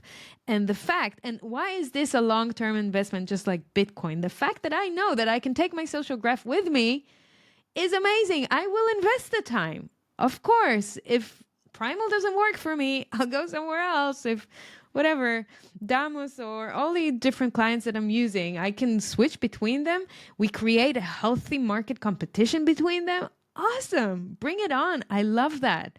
I love a few things about it. So the social graph and the fact that we can create competition in this space, the fact that we can develop much more than just social media apps that are using this protocol. But, I'm using, I don't think this is on top of Nostr Keat. It's not on top of Nostr. No, but it is awesome. Yeah, it is it's really awesome as well. But we're gonna have Satlantis soon. There are gonna be so many services and apps being built on top of Nostr that we are not even thinking right now. We're not even imagining right now.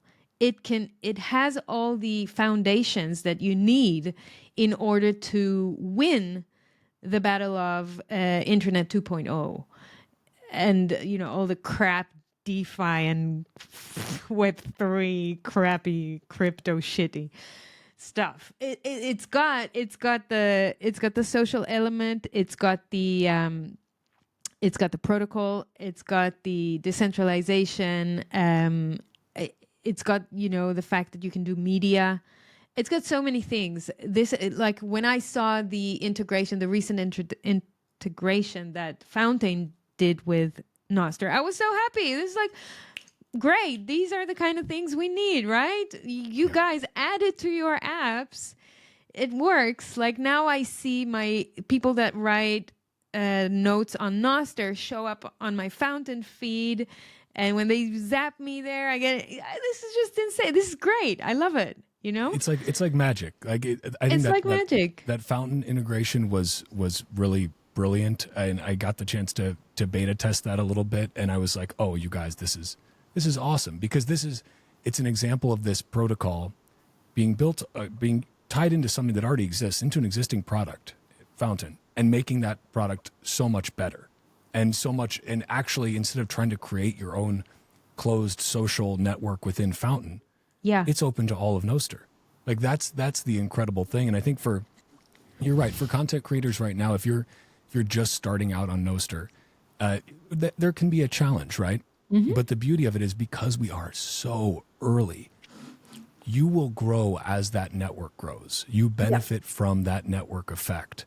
And I think too, for people who already have large followings on other social media platforms, not protocols, but platforms, you can bring those followers with you over to Nostr, and then actually, I don't want to say own your followers, because that sounds somehow like, you're not owning another person, but you do own that follower list, right? You own that distribution mechanism. Mm-hmm. And you rightly pointed out, if you're only using other people's relays, sure, there's a chance that one relay can censor you. Your image hosting service you use could be shut down. Sure, very valid. But the beauty here is there are so many different throats. I like to talk about Nostr like a hydra. Like you cut off one head, two more pop up in its place, and they both bite you in the ass. Mm-hmm. Like so, it's beautiful because there's no single throat to choke. It's spreading out that threat vector so that they can't possibly attack everyone. But Walker, what do you think about the onboarding experience? It's really difficult. I think it's gotten better. I think a lot of clients have focused on it. I'll occasionally just do a new user onboarding experience on clients that I use. Like I use Damus and Primal every day, both of them. And I've also used Amethyst and occasionally Iris and Snort.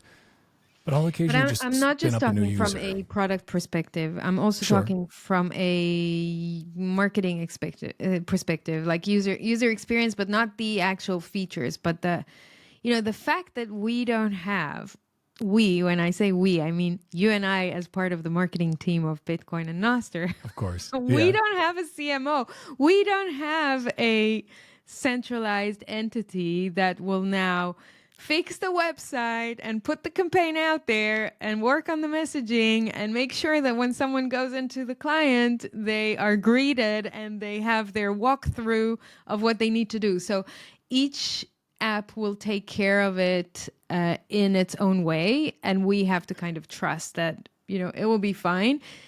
That's the good with the bad of the decentralization. The fact that you have a system that no one owns and there is no CEO and there is no chief marketing officer office that you can go and complain, it's the good with the bad, because people will have a harder time understanding, hold on, where am I? What am I doing here? What do I do next? This is normal, natural for every person, even me when I'm very, very tech savvy and I am a marketeer and I love social media. I mean, used to love social media.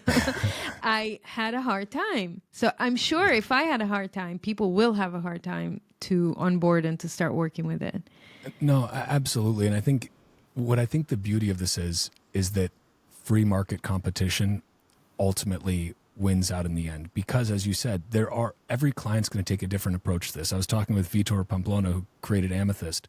Yep. And he says we purposefully have no user onboarding because we want users to discover how to use the app, how to use the protocol as well, by asking questions of other people, by saying, how does this work? And I thought, it's a very different approach. So bold. It is bold, but it is very bold. But he's trying that. Primal has a different onboarding flow. Damus has another. Iris has a different one. Snort has a different one. And they're going to all work on that. They're all going to do what they think is best for their users. Yeah.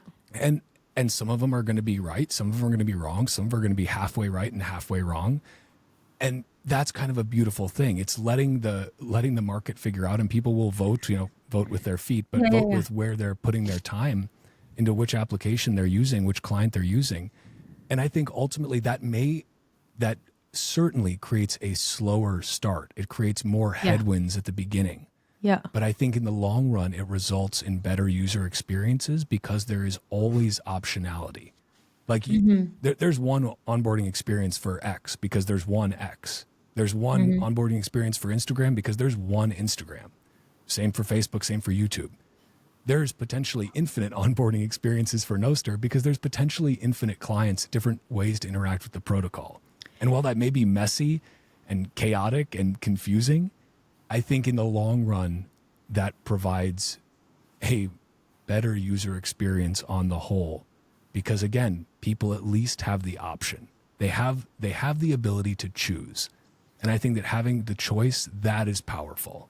100%. Look, I'm in it because of that. I love the option. What is life? Life is free will. I'm sorry, I'm getting philosophical all the time, but do it. You want free will. And this is what Bitcoin gives you. This is what Nostr gives you. It's permissionless. You don't have authority. You don't have permission. You don't have, any sticks and carrots here. This is all based on free will. This is why it's so natural and close to source, close to divine creation. I love that. And I'm so pumped to see where this ecosystem, technological ecosystem, is going to go in the next few years. I'm coming from a tech background, being 20 years around tech startups and seeing whole industries being built. From the moment I got into Bitcoin, I was like, I went to Amsterdam last year. It was my first conference. I looked around at the startups and the level of maturity of the technologies that they are releasing to the market, including Nostr. I was like, seriously? This is it? Like, this is like child's game. This is like playground. It's a baby. Bitcoin's a baby, And Nostr is a baby. Everything, they're babies. There is so much more to come, not just with the Bitcoin price, not just with the size of the network when people say we're so early, but really with the technology itself. You're going to see this thing changing reality, changing lives, changing so many things. It has the potential to do that. I know from an investor perspective, it's so difficult to get startups to succeed because of the competition with the Bitcoin price, right? The fact that they are earning in Bitcoin, they have to do really, really well in order to return the investment to their investors. It's a challenge to bring more companies to this space. You're not going to see the quantity, you're going to see the quality instead. In crypto, you're going to see the quantity. There's fiat money for everyone to hand out. Let's tokenize every fart that we do and create another company, and BlackRock will buy our farts and we'll make tokens out of them. And it's like, yay, let's continue playing the same old rigged game. Whereas in Bitcoin, it's like, you have a selection process here. It's like evolution. Only the good, the best will be able to create value in this ecosystem and will be able to bring value to their investors, to their subscribers, to their customers. So the space is very different from any technological space that I've been at. And I've been in the autonomous cars and drones space. I've been in the TV and video space. I've been in the commercial real estate space. I've been to many industries in my career, and I've seen them growing and maturing. Bitcoin is nothing like anything that I've seen before. It's going to bring a very, very interesting trajectory to our lives, because it's going to be based on high quality products, and it's going to be based on real value, and it's going to bring consumers way closer to the developers and the actual companies. It's like in marketing, you have B2B, B2C. You know, when you sell direct to consumers, D2C, then you get as close as you can to the end user. In Bitcoin, you're always in front of the end user. It's like there is no intermediary. And it's so interesting because it creates another level of relationship. Like you need more trust between the company and the subscriber or the consumer or the customer. I hate the word consumer. You need less friction. You need more care. You need to actually care about your customers, because they really literally can vote with their feet at any moment to replace you with something else that is better. So that it brings, the nature of Bitcoin brings so many interesting properties and characteristics to the ecosystem of this magical creation called Bitcoin. I'm super excited to see what's going to come out in the next few years. Amen to that. And it is such an interesting thing you mentioned about trust, because it's somewhat paradoxically, perhaps, because Bitcoin is trustless, much more trust is required in people and in companies who are providing a service on top of that, because the bar is so high. Exactly. The bar for excellence is so high. And people anyone can build on top of the Bitcoin protocol like anyone can build on top of Nostr. People are going to have options. People have options. They will continue having more. It's not like there's just one, like there's one PayPal, right? And then you've got Venmo, which was then bought by PayPal. So now there's still just one PayPal, right? No. Bitcoin, you have options. Nostr, you have options. And that optionality, that's the spice of life, right? That's beautiful. And it ultimately, it makes it really hard. And I have so much respect for entrepreneurs building on top of open protocols, because you don't have to ask permission to build, but man, it's not easy. It's not easy to build a viable business on top of that, especially as you mentioned with Bitcoin, where you're constantly measured against, it's not how much money your company's making. What is your company worth relative to Bitcoin? Are you doing better than Bitcoin, the best performing asset in the world. Exactly. Which is that's a really high bar. I So shout hear out. Preston talking about it and I go, "Oh, poor entrepreneurs." I know it's rough, but Thank God I'm not there to like pitch in front of Preston or Jeff Booth, because it's hard. It's yeah. objectively very difficult, much more difficult than setting up any other business in any other vector today, I think. Yeah, I agree with you. But they're going to be stronger for it. Like the ones that come Sure. out the other side are going to be rock solid and built on solid principles with good ethos, and that gives me a lot of hope. And Efrat, I've just realized we've been rolling almost 2 hours now. The time flew right by. You helped me ignore the missiles around me, so thank you. I'm glad you're still here with us right now. And this was such an absolute pleasure to talk with you more. I enjoyed so much our time in Nashville. This time we're separated. We don't have any drinks in front of us. We'll have to remedy that next time. But any final message, that anything we didn't cover, anything else you want to put out there before I just ask you where you want to send people? And then I have one more completely unrelated to everything question that's just a little okay. Look, I think we've covered a lot of things that could be a little bit tough for people. And yeah, it's like part of my reality. I have to deal with a lot of that stuff in my day-to-day lives, but it doesn't mean that I have a tough life or a bad life. I'm in total acceptance of my life the way they are.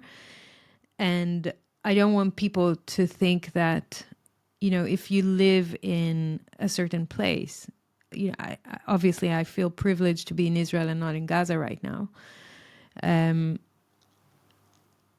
But I don't want people to feel sorry for people. Just because, I encourage sovereignty. This is what my podcast is about. I encourage sovereignty, and I try to get people away from feeling like victims. So even when you are in the harshest realities and circumstances, you can always find the power and the strength to bring yourself up and to develop your sovereignty, to acquire the knowledge that you need in order to help yourself snap out of a bad situation. And yeah, many people are suffering, and we need to help those who are in need as much as we can. But every person on an individual level can draw hope from the fact that around us there are other like-minded people like us that are willing to help others, that are willing to look reality in the face, the tough reality in the face, and speak about it, and not shy away from it, and not hide from it, and not pretend that it doesn't exist, because life sucks for many people these days. And I think that you have to be courageous, but also very compassionate in order to talk about those things and to not ignore them, but still bring them to light, but in a way that will go down people's throats in a palatable way.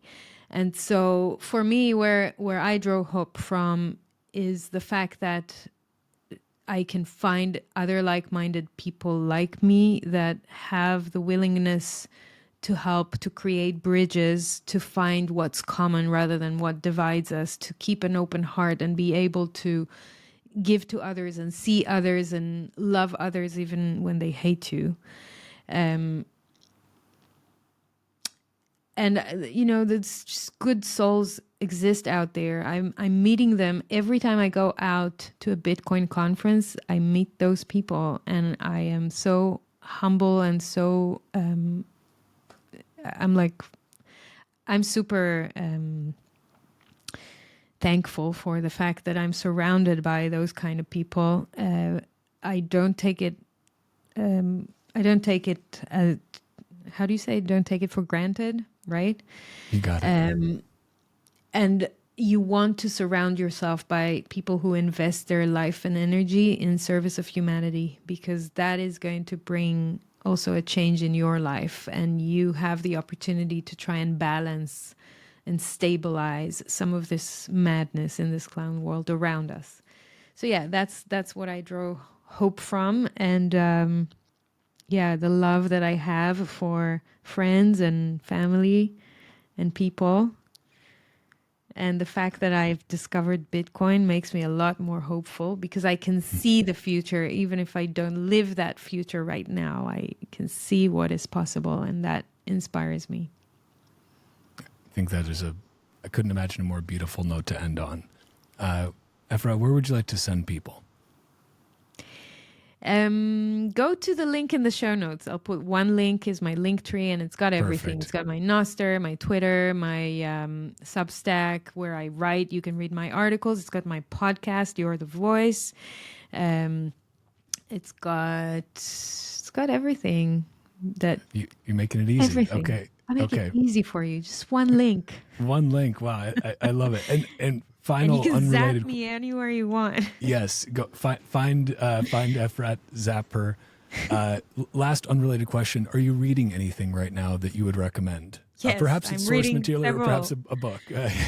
I'm reading several books right now because I read like in parallel. I read Jimmy Song's Fiat Ruins Everything.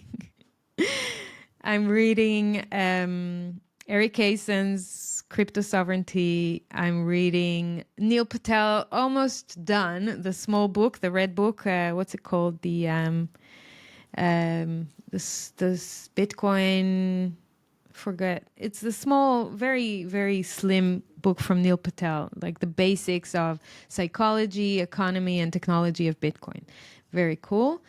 What else am I reading?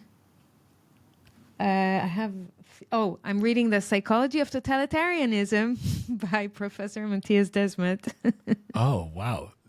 That sounds right up my alley. Exactly. It's a great book, and he's a wonderful psychologist that you want to follow. I'm actually going to do something with him soon, so stay tuned. I think I have so many more books that I need to read. That's all. That's it. But that's enough. Not a long list or anything. Just no, not a long list. Okay, and I'm reading CBDC articles and all those boring white papers from central banks that you don't want to read, and I'm reading them for you. So come meet me in the conferences, and I'll speak about what's important from those boring documents. Amazing. Well, Efrat, this was a true pleasure. Bitcoin is scarce, but Bitcoin podcasts are abundant. So thank you for spending your scarce time to come on another fucking Bitcoin podcast. Really, it's been a pleasure to have you. Walker, thank you so much. You're awesome. And I loved hanging out with you and Carla in Nashville. I hope to do it again soon. We need a reunion ASAP. For sure. All right.